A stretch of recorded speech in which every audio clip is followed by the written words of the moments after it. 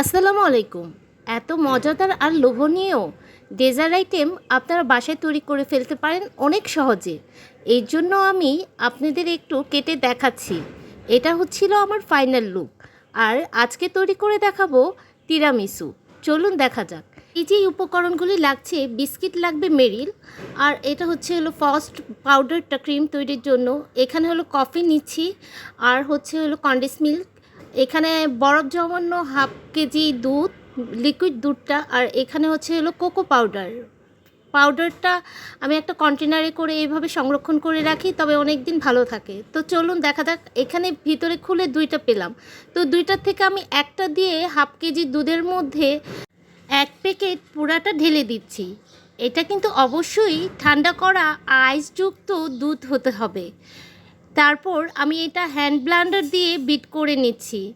দেখেন, ক্রিমি একটা ভাব চলে এসেছে।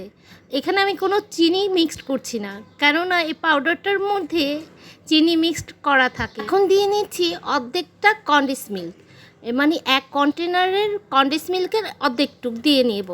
তারপর আবার বিট করব। আমি কিন্তু এক্সট্রা কিন্তু চিনিও দেইনি, কেননা কনডেন্স মিল্কের মধ্যে চিনি থাকে, আর যেই পাউডার ক্রিমটা নিয়েছিলাম সেটার মধ্যেও কিন্তু চিনি দেওয়া আছে।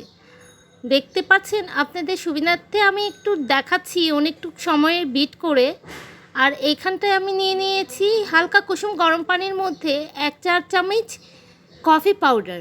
ভালো করে মিক্স করে নিতে হবে, দানা জানি না থাকে। এখন লিকুইড কফির মধ্যে একটা একটা করে বিস্কিট ডুবিয়ে এই ডিশটার মধ্যে ডেকোরেশন করব, সেই ডিশটার মধ্যে সাজাতে হবে। আর এর মধ্যে আমি একটা বাটির মধ্যে 2-4 চামচ চিনি আর 2 টেবিল কোকো পাউডার দিয়ে ভালো করে মিক্স করে আলগা গুঁড়া করে শুকনা উপকরণের মতো করে রেখে দিলাম সাইডে।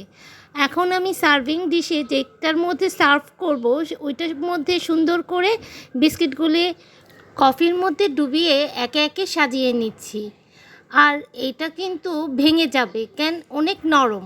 আমার একটা ভুলের কারণে বিস্কিটগুলো ভেঙে গিয়েছিল, কেননা আমি গরম থাকা অবস্থায় বিস্কিটগুলো ডুবাচ্ছিলাম, তার কারণে বিস্কিটগুলো ভেঙে যাচ্ছে। এরপরে আমি লিকুইড হুইপ ক্রিমটা দিয়ে নিচ্ছি বিস্কিটের ওপর।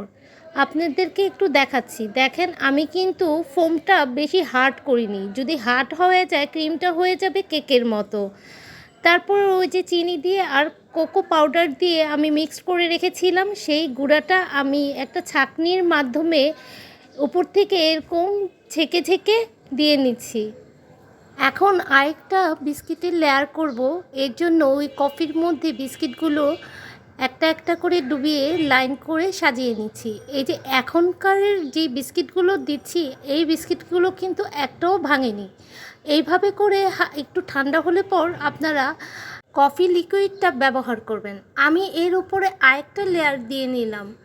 সফট লেয়ারটা শেষ করে আবার দিয়ে নিচ্ছি কোকো পাউডার আর চিনির গুঁড়াটা আবার ছাঁকনির মাধ্যমে দিয়ে নিচ্ছি। কর্নার সাইডগুলো ভালো করে ফিল আপ করবেন যাতে ফাঁকা না থাকে। এই ডেজার্ট আইটেমটা এতটা মজা হয় যা বলার মতো না। হয়ে গিয়েছে আমার সুন্দর মজাদার একটা তিরামিসু। এখন দেখলাম আরেকটা লেয়ার দিলে ভালো লাগবে, তো আমি পরপর 3টা লেয়ার করলাম। আর এই লেয়ারের পরে যেই কাজটা করবে আমার ছোট বোন, ও ওর নাম লেখার জন্য ব্যস্ত হয়ে গিয়েছে। ও এটার উপরে ওর নাম লিখবে। তো চলুন দেখা যাক। তো সফট লেয়ারটা দেওয়া হয়ে গিয়েছে, এইটাই কিন্তু আমার শেষ। এরপরে কিন্তু আর আমি সফট ক্রিমটা দিয়ে নিচ্ছি না। বন্ধুরা দেখো, এত মজাদার আর সুন্দর করে তৈরি করে ফেললাম তিরামিসু। আর এই যে আমার বোন ওর নাম লিখেছে, আর এই লেয়ারটা আমি তোমাদের দেখাচ্ছি কত সুন্দর হয়েছে, দেখেছো?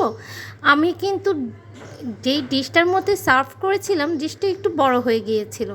এরই মধ্যে আমার ছোট বোন ওই নামের উপর দিয়ে আবার কোকো পাউডারগুলো ঢেলে দিচ্ছে। তো জিজ্ঞেস করাতে বলল ভালো লাগছে না, এই কোকো পাউডার দিয়ে নামটা ফিল আপ করে দিচ্ছি।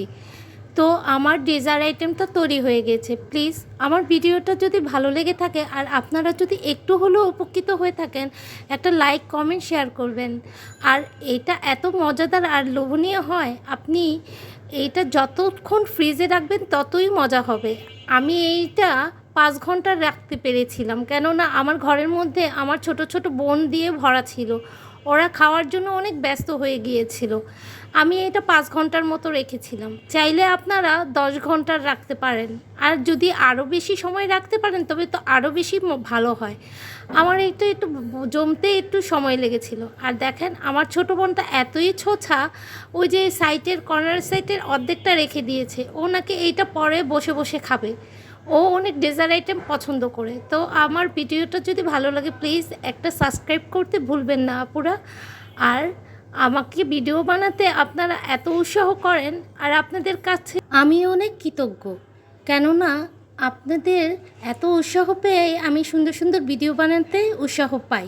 তো সবাই ভালো থাকবেন, আর আমার ভিডিওটা ভালো লাগলে আর সুন্দর সুন্দর কমেন্ট করবেন। তো আসসালামু আলাইকুম, ভালো থাকবেন সবাই, আল্লাহ হাফেজ।